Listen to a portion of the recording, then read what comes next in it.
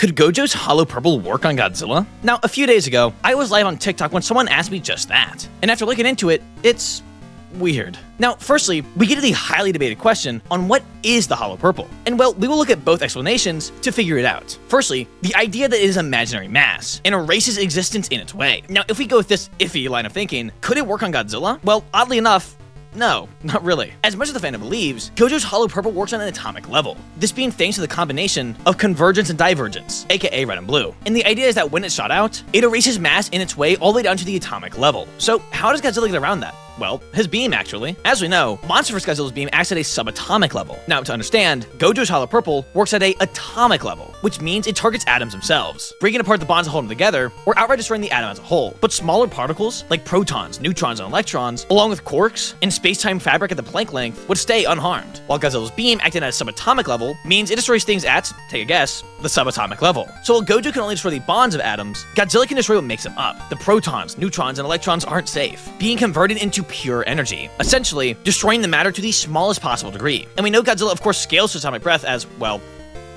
it's his atomic breath, but even more outright is the fact that when he beamed one of his own kind's dorsal plate, it didn't vaporize. But what about the other interpretation? As some people believe that Gojo's hollow purple doesn't destroy matter at an atomic level or erase existence. So why is that? Well, it seems to be a translation error of the original kanji that was used. When actually translating the kanji directly, it says virtual mass, as similar to Yuki, which is an actual concept in physics. Essentially, what it is actually doing is pulling and pushing at the same time, decimating anything in its way. And oddly enough, this might work better against the King of the Monsters, as while he can withstand the extreme blunt attack of something subatomic, his flesh can still be pulled and pushed. So this actually might work better against him, not because it's a subatomic attack, but because of how the attack works. More focused on slicing and dicing rather than matter destruction. But what do you all think? Anyways, Chainsaw Man: The Monsterverse coming out later this month, so if you don't want to miss that, make sure to subscribe.